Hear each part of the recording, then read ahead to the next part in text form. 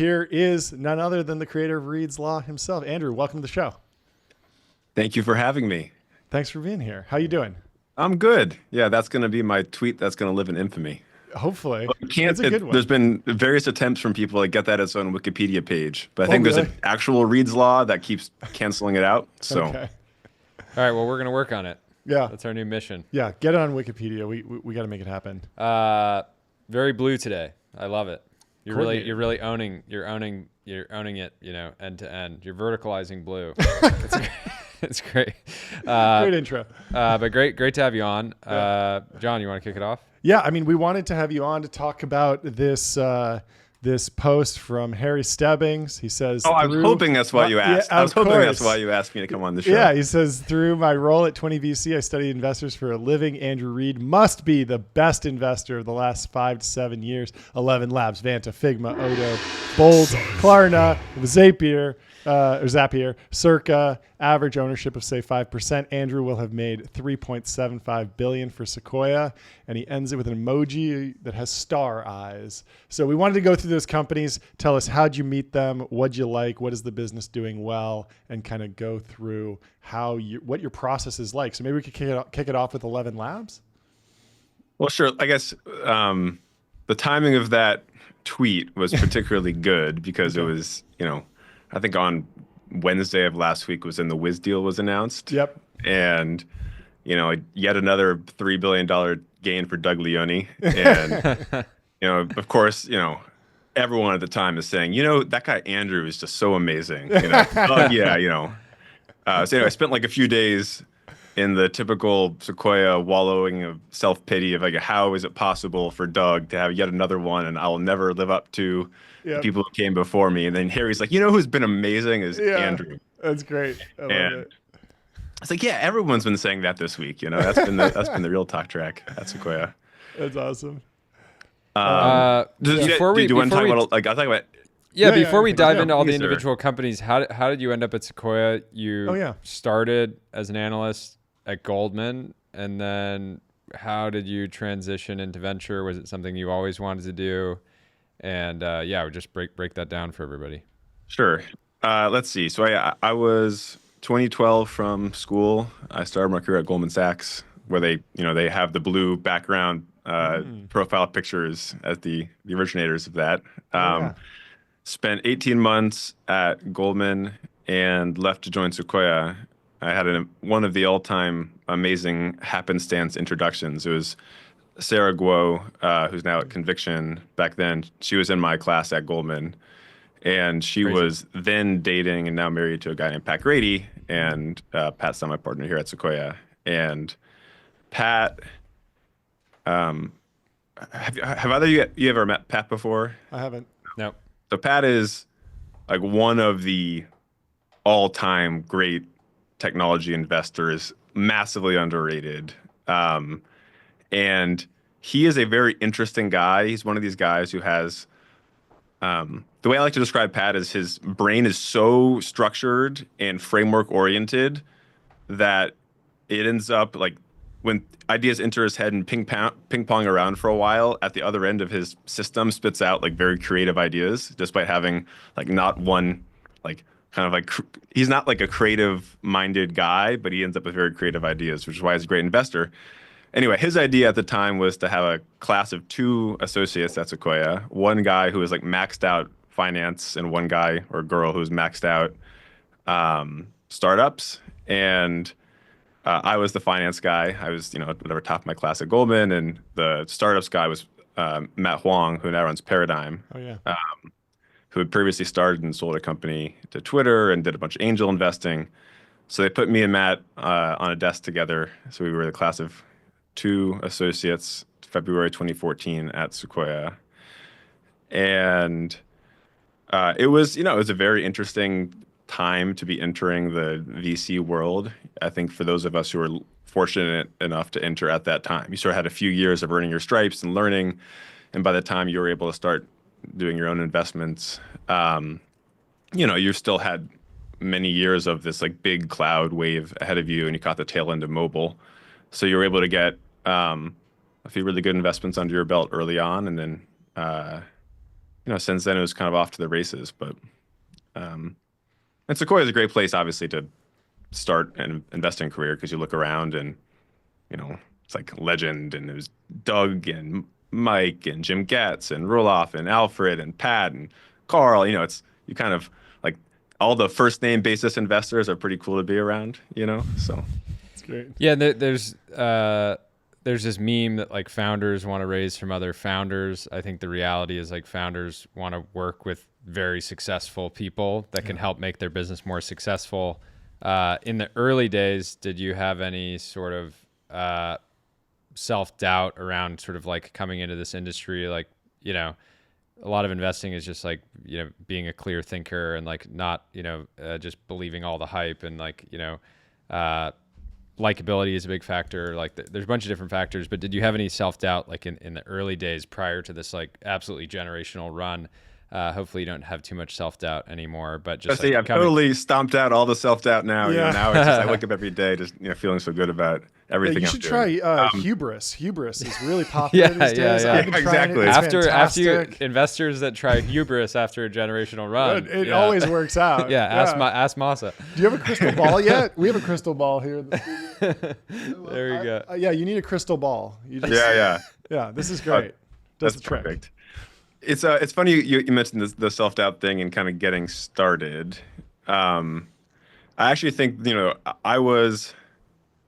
think I was the first person at Sequoia to actually tweet. It was like this was my and the origins. This is probably 2017. I remember thinking I started in 2014, and I was doing well. I'd sourced some investments. I'd helped out on things. GitHub we did in 2015. The company was acquired in 2017. So I felt like I kind of gotten my feet underneath me. But then I imagined, imagine you are a founder and you are, invited into Sequoia, and you have your pick of Mike, Doug, Roloff, Jim, Pat, Alfred. Why would anyone ever choose to work with me? I was 27, and I was like, well, like the one thing I do have is like I think I'm reasonably likable. I have a pretty good sense of humor, and I am, I guess, less self-conscious than many people as it relates to the internet.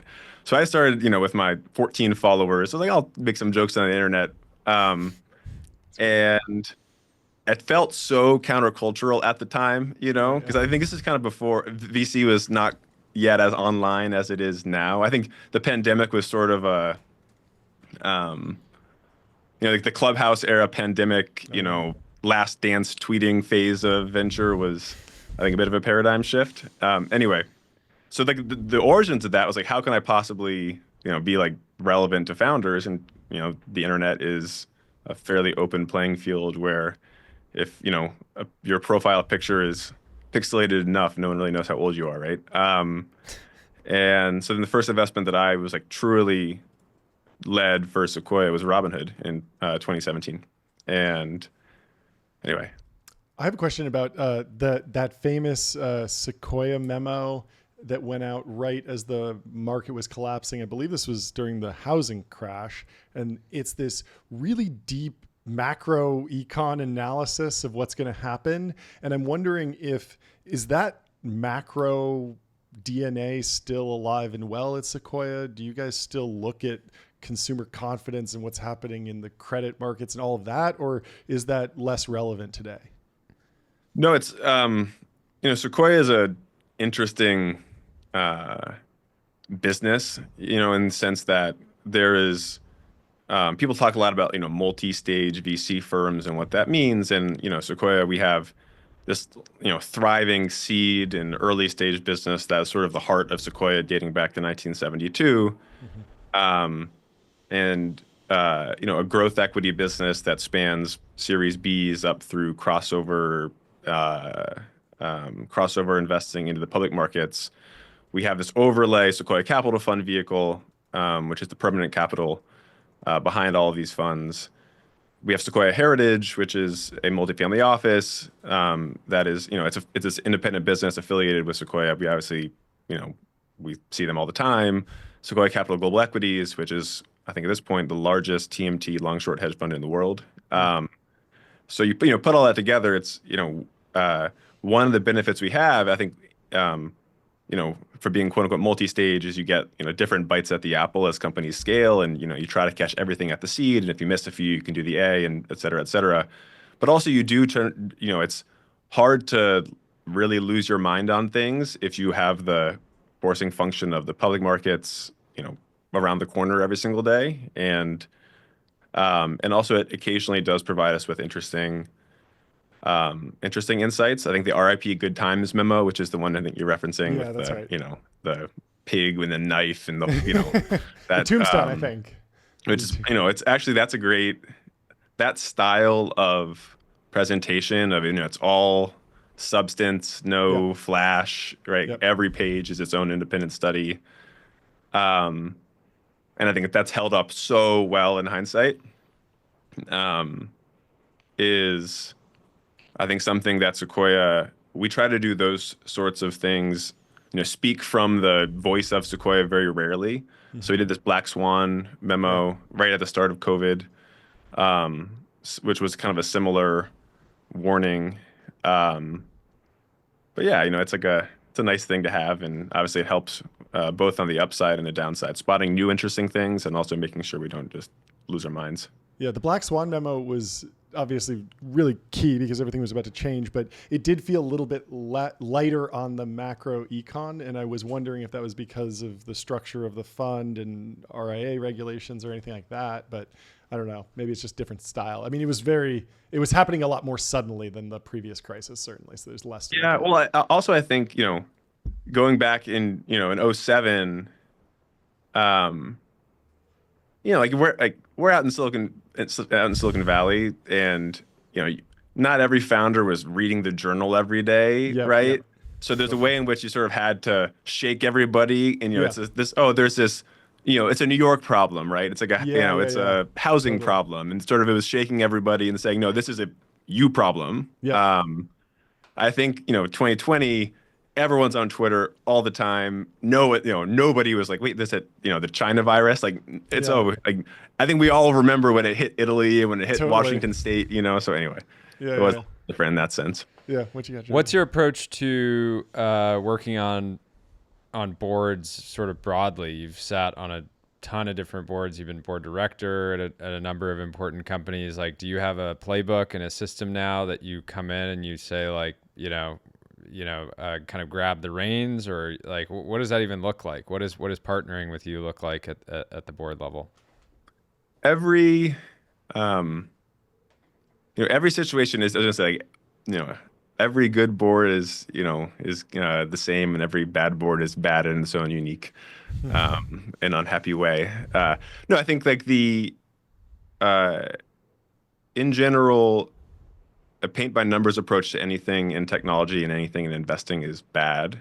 And I think the worst board members tend to try to be the people who come in and take the reins and run that company through their playbook, because playbooks age very quickly, especially in a world of accelerating change. So I think the first thing you have to do when you join a board is just take the time to learn what business you're actually in. And I think this is one thing that I've found is you can get to a pretty good sense of a company and its market, at the end of your diligence process when you're writing the memo, but you haven't seen the people in that company respond to adverse events. You haven't seen what the real bottlenecks in the business are, and you can have opinions, but you sort of it's much more easy to feel those opinions when you have dollars at risk. So I think in general, the first thing I try to do is like just figure out what business we're actually in and where the bottlenecks actually are.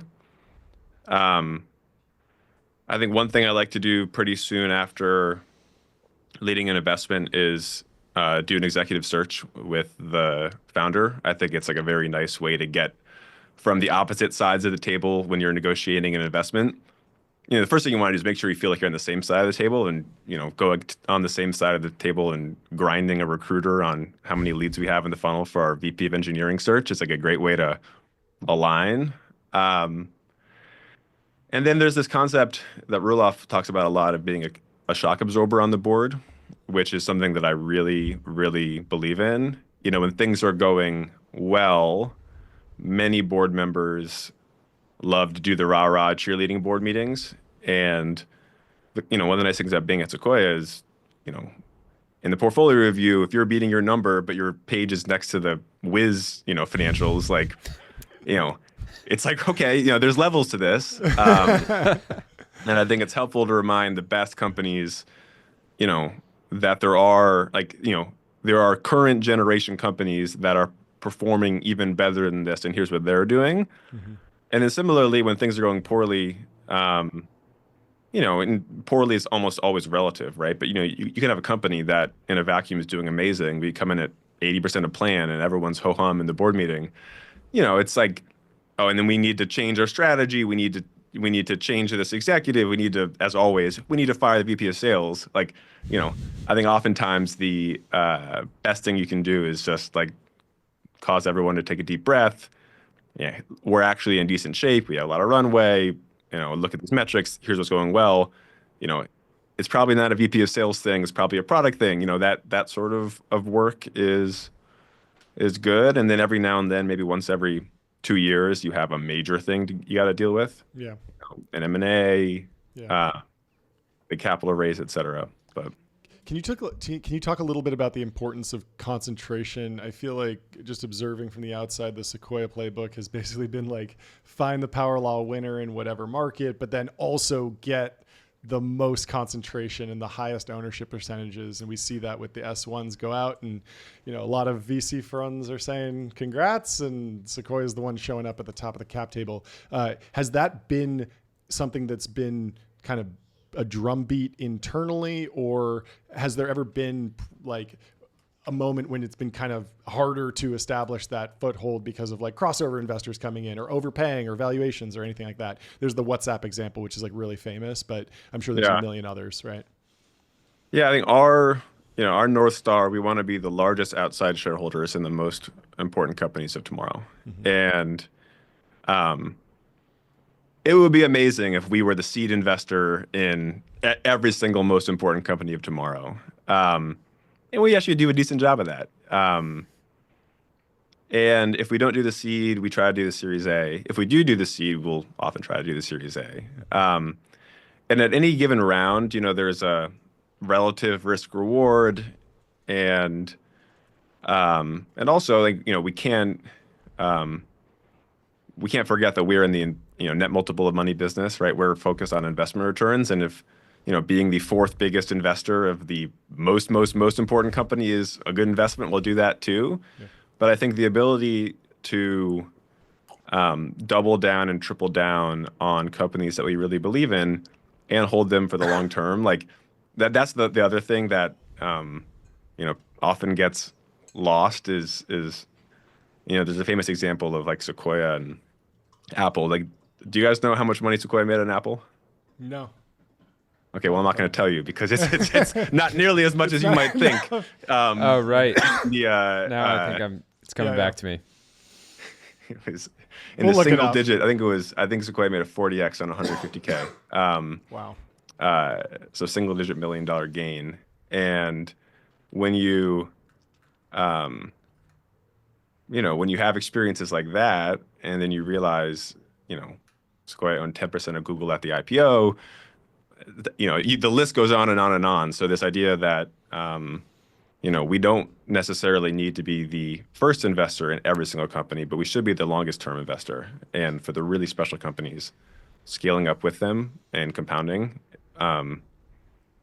that's like the business that we want to be in.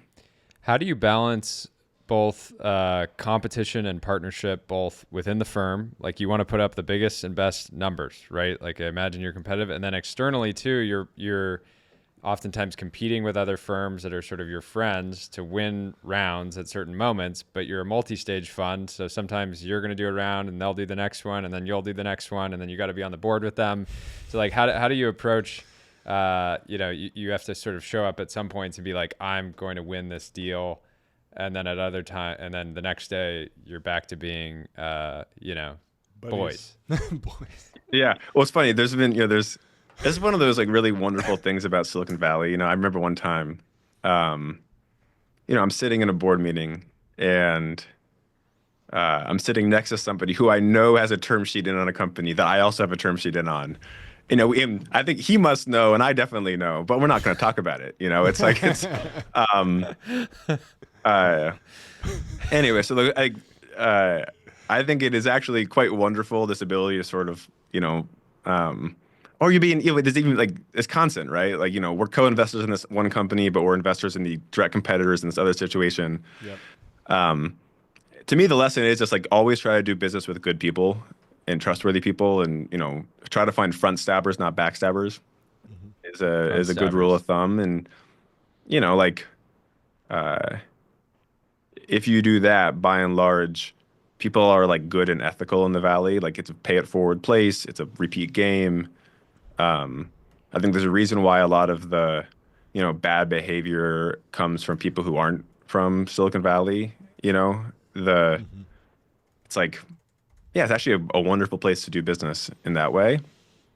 But Sequoia, we are as cutthroat as it gets, right? Like we are front stabbers. We'll like we don't hide that in general. We want to do usually as much of a round as we possibly can. We'll tell you what we're willing to pay.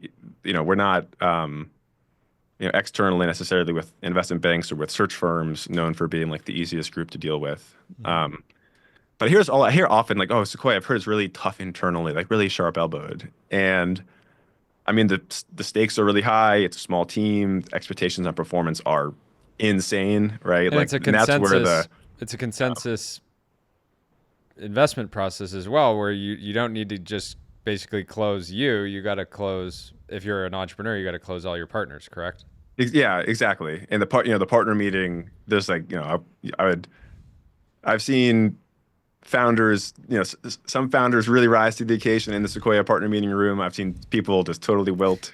But it's it's actually an amazing culture inside the building because of that. I think like because the expectations are so high and the team is so small, right? I think like this is one of the things that, Doug has this presentation, he calls it the laws of physics, where one of the laws of physics is that fund returns are inversely proportional to team size. And also fund returns inversely proportional to fund size. We've been very disciplined about keeping the number of people on the team and keeping the funds to like a relatively stable size, and then working together to kick ass. That's Can you talk a little bit about paths to venture? You mentioned that in your analyst class, there was the high startups, maxed out on startups versus maxed out on finance. Are both of those paths still viable today, or have they shifted over time? How do you think about hiring new people? I think with venture, and it's funny, I read, and I help lead Sequoia's growth stage investing business. So I think venture, like true venture, seed, it's a different thing. From my perspective, it sort of doesn't matter at all what you did before, because nothing you do before joining a venture capital firm prepares you for how truly like multifaceted long-term success is in venture.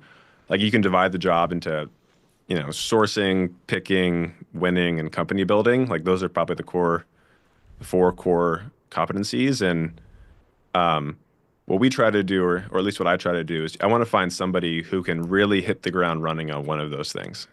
So with finance, you'll have people come in and they can be really good on the picking, like the investment process, due diligence, have a real point of view on why a company should succeed.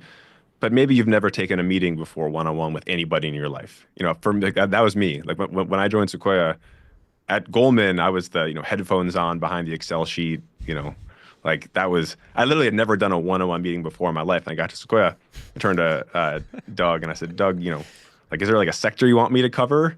And Doug looks over and he goes, what? That's what we hired you for. So, like noted. So I like to find somebody who can hit the ground running on one of those things, but clearly has like the potential to max out on all of them if given enough time. Yeah. And then we just really try to invest in young people and give them opportunities to try things and take meetings and sponsor investments. And if you look at a lot of the people at Sequoia started in their early 20s here and apprenticed, were nobodies for 5-6 years. And then all of a sudden people started recognizing them when they had, amazing portfolios. And that's sort of what we try to do. Last big question I have for you. How do you think about underwriting generative AI investments today? There's been a lot of chatter on the timeline this week about what's ARR, what's not. And you're in a lot of the companies that feel like they will be these sort of power law Gen AI winners. Like even Figma itself is like such a sleeper, right? And that like they have like most of the important creative people in tech in the app all day long. They should be able to launch a ton of different products that end up dominating in some of these categories. But what's your just sort of like broad approach to sort of, and the way that you sort of look at all the revenue that's sort of just like popping up in all these new novel categories, and will probably lead to big businesses, but some will kind of evaporate as well? It's a terrific, Figma. Stay tuned, everybody. It's it's the most transformative, it's the most interesting time in technology that I could possibly imagine. I actually think moments like today on the internet, when you have the giblification of all of the last 5 years of memes happening at once, is like a nice reminder of this, unlike prior technology waves, which were, distribution extending waves where a small group of people had this at first. Now 1 billion people have access to ChatGPT and are logging on and doing the same thing. It turns out we have like a zillion computers in Virginia just making cartoon memes today, which is, it's like a small power plant being burned. It's like, these are coal-powered memes, everybody. For good purpose. Another one of these? Are you sure? We can do so much. So it's amazing, but because of that fact, like, everybody is on the internet all the time, and most of these technologies are available at the get-go to everybody. You can see revenue ramps like nothing we've ever seen before, right? Because it's transformative technology with full distribution from the get-go. And some of that will certainly be easy come, easy go revenue. I think some of it certainly won't. It makes each individual investment decision nuanced and complex in its own way. I think the important thing is going back to that law of physics presentation that Doug gave when I first got to Sequoia. There are some things that never change in business, and there are some things that change all the time. And I think the important thing is knowing which one's which. That's powerful. A good place to end it. I love Powerful. it. I can see why you closed so many deals. You're great. You closed us. Yeah. Great having you on. This was fantastic. Yeah, thanks guys. Thanks for having me. Come on with we're gonna have Dylan Field on hopefully at some point. Yeah, you guys should come great. on and we can all hang out. It'll be fun. That sounds Talk wonderful. about the good old days. Thank you guys. Awesome. Yeah, this is great. Take We'll care. talk to you soon. Cheers. All Thanks right. so much. Yeah.